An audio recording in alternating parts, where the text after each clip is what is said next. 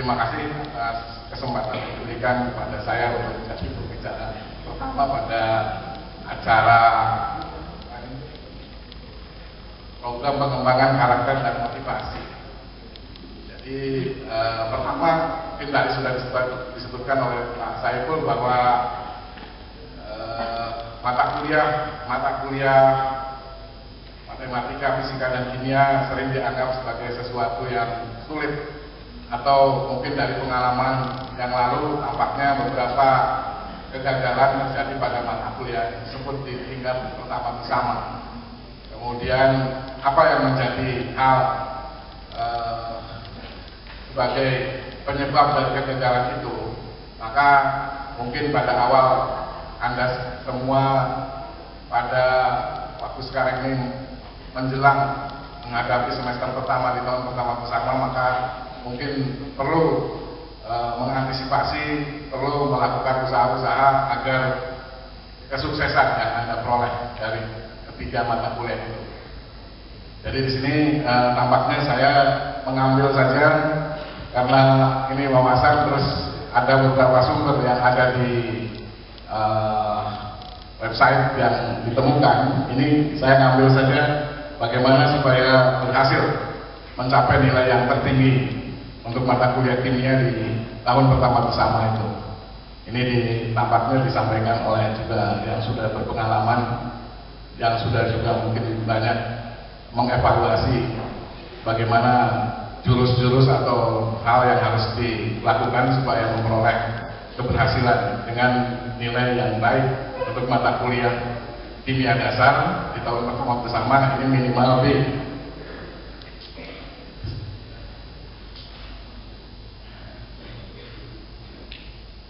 Ya, mungkin ini yang pertama, Anda kimia dasar di tahun pertama bersama itu ada dua macam yang sekarang. Ada kimia dasar 1A dan kimia dasar 1B. Bedanya adalah kimia dasar 1A itu dihargai 3 SKS, termasuk ada praktikumnya. Sementara yang kimia dasar 1B itu dihargai 2 SKS tanpa praktikum. Jadi untuk para mahasiswa PPB yang mengambil program studi di fakultas seperti SAPPK itu 2 SKS bobotnya. Sementara di FIPA kimia dasarnya adalah 3 SKS. Nah, kemudian mungkin sebagai gambaran itu juga Anda sudah disampaikan berkali-kali barangkali di awal itu bahwa 1 SKS itu sama dengan harus mengalokasikan waktu 3 jam per minggu, ya minimal. Kalau di sini tampaknya disebutkan ada 4 jam. Ini di luar negeri.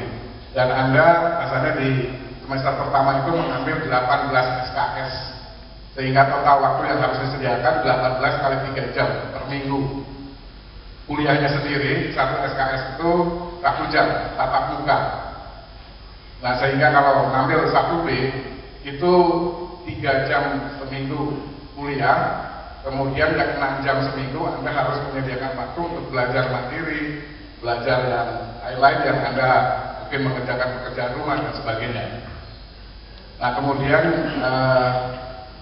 yang dari evaluasi yang lalu tampaknya untuk mata kuliah kimia dasar itu walaupun secara aturan tadi 3 jam seminggu kuliahnya, tapi sudah ditambah dari 4 jam seminggu, termasuk ada tutorial 1 jam.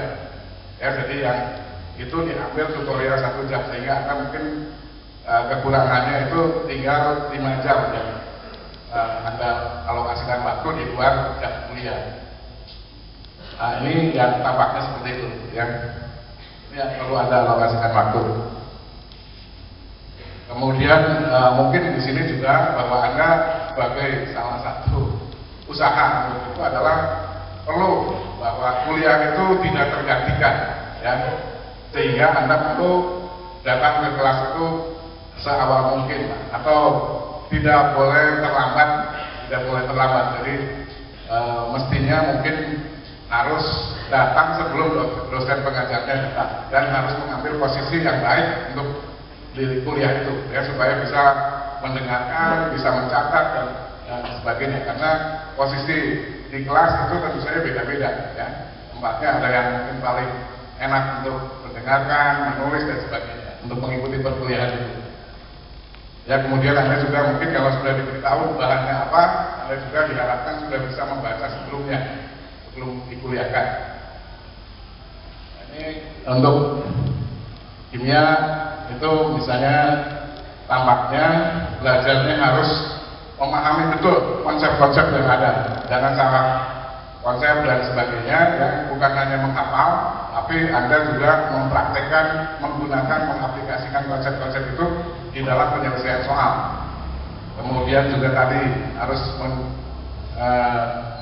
menjadwalkan ya jam belajar itu secara di situ realistik, kemudian efektif ya, menggunakan sumber-sumber. Nah, sumber-sumbernya itu bisa dari dosennya langsung, bisa juga dari buku-buku, bisa juga dari sumber-sumber yang ada secara elektronik dan sebagainya.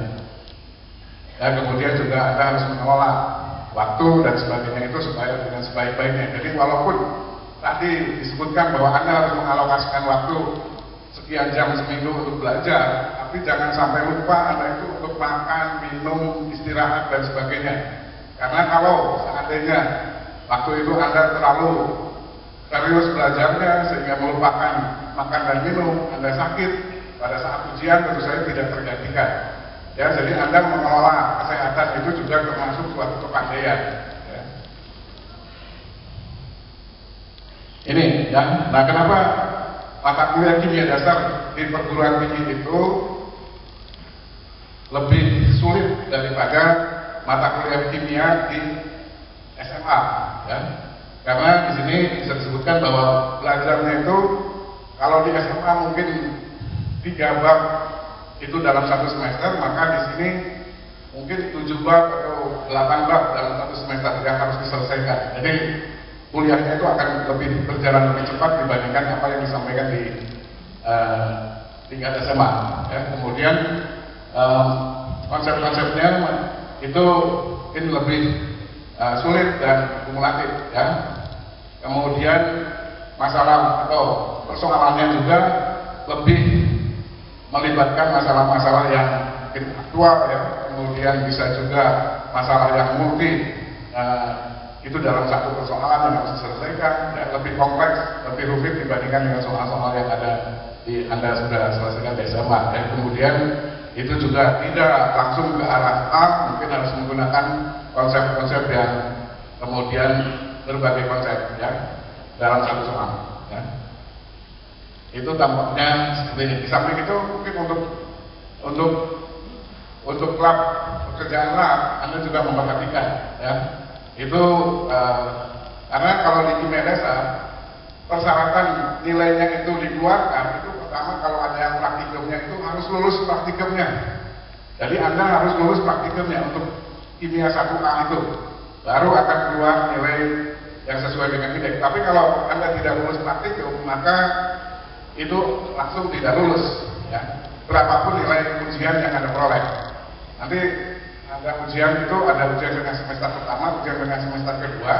Nah kemudian kalau praktikumnya sudah lulus, maka dari 2 kali ujian itu sudah bisa ditentukan apakah akan Anda lulus atau tidak. Karena ujian ketiga itu hanya perbaikan. Jadi bagi yang belum memperoleh nilai yang memuaskan menurut yang bersangkutan ya, karena kalau D dan E itu otomatis harus mengikuti ujian perbaikan. Tapi kalau C itu tidak ikut ujian perbaikan juga nggak apa-apa, itu sudah lulus. Tapi kalau belum merasa puas dengan nilai C, bisa ikut ujian perbaikan, tapi harus daftar dengan resiko kalau ujian perbaikan itu bisa turun juga. Ya. Dan maksimum untuk yang mengikuti ujian perbaikan itu adalah indeksnya B. Ya. Kecuali kalau ada yang tidak ikut salah satu ujian, dan ujian 1, 2 itu yang itu masih memungkinkan kalau ikut ujian perbaikan bisa dapat A ya, kalau tidak ikut di 2 kali ujian yang pertama. Nah kemudian Anda juga harus memegang ini kejujuran ya. Kecurangan akademik tidak ada maaf, karena bisa saja ujian 1 baik, ujian kedua kurang bagus, di ujian perbaikan terus karena pengalaman itu menyediakan contekan dan ketahuan langsung tidak ada maaf ya. Nah ini juga perlu diperhatikan untuk Anda belajar di ruangan itu tidak boleh makan minum untuk kelas-kelas besar ya. Kemudian juga handphone harus dimatikan ya, dan sebagainya. Pada dasarnya adalah supaya suasana belajar itu kondusif di ruangan itu ya. Dan itu yang tentu saja Anda bisa mengambil manfaatnya ya. Jadi kalau Anda datang ke kelas cuma untuk tidur, sebaiknya tidak usah datang ke kelas. Sebaiknya tidur di rumah saja. Karena kursi-kursi kuliah di IPB tidak dirancang untuk tidur sebenarnya. Ya. Karena tidur itu kan tujuannya untuk supaya segar kembali. Ya. Nah, ada kemubaziran kalau Anda datang ke kelas untuk tidur. Pertama, Anda tidak jadi lebih segar. Yang kedua, Anda meluangkan waktu untuk datang kuliah, mubazir, tidak ada manfaatnya, tidak mengambil manfaat apa-apa. Nah, ini yang tampaknya ya. Ya, kuncinya di sini kalau Anda ingin memperoleh nilai yang baik untuk kimia, maka itu belajar di sini paling sedikit 30 jam seminggu ya, di luar kelas. Kemudian meresume kembali, mengulang kembali apa yang sudah disampaikan diajarkan di kelas, kemudian membaca satu atau dua bab lebih awal dibandingkan dengan yang dikuliahkan. Kemudian itu juga membuat catatan selama di kelas itu Anda tampaknya tetap harus memerlukan catatan ya, walaupun Anda punya buku pegangan dan sebagainya, tetap Anda itu harus mencatat ya, karena mencatat juga melatih tangan supaya bisa mengikuti apa yang disampaikan. Juga Anda selalu ada dokumen yang bisa Anda lihat kembali ya. Kemudian di sini Anda juga disarankan kalau bisa membentuk kelompok untuk bisa berdiskusi ya, 3-5 orang, dan mungkin kalau di asrama tampaknya tidak sulit ya, karena banyaklah yang satu angkatan dan mungkin juga bisa satu program studi dan mungkin juga bisa belajar bersama ya. Kemudian itu adalah proses dalam latihan-latihan, itu adalah proses Anda harus bertanya, menjawab, dan apa yang Anda jawab itu cocok atau sesuai dari konsep-konsep yang benar ya. Dan itu adalah latihan-latihan yang harus selalu Anda lakukan. Itu adalah sesuatu yang menjadi suatu kebiasaan sehari-hari, dan itu mudah-mudahan jadi suatu yang ada di dalam diri Anda ya. Dari latihan-latihan itu sudah menjadi apa ya, itulah namanya ya, sudah jadi ada di dalam diri Anda ya. Jadi apa-apa tidak usah disuruh-suruh lagi, Anda sudah tahu apa yang harus Anda lakukan. Ini yang mungkin bisa kurang baik kalau misalnya belajar ini ya, jadi berlawanan dengan yang tadi itu ya tidak bisa memberikan hasil yang baik. Itu Anda masih belajar dengan cara yang seperti ada di SMA ya. Jadi di sini harus ditingkatkan lagi. Kalau yang sudah baik di SMA, cara belajarnya ditingkatkan lagi, lebih baik lagi. Ya ini ya. Kemudian ini ya, yang ditujukan bahwa Anda harus belajar dengan cerdas dan belajar keras ya. Karena belajar cerdas itu bisa waktunya itu efektif, efisien. Kalau belajar keras mungkin perlu waktu yang lebih lama, tapi hasilnya kurang baik. Ya, jadi harus Anda menemukan cara belajar bagaimana. Nah, ini contoh saja ya, bagaimana ya diperlukan itu ya. Nah, pertama, nah, kedua, tiga, dan seterusnya. Ya. Nanti kalau ada mungkin pertanyaan bisa dilihat slide yang berikutnya.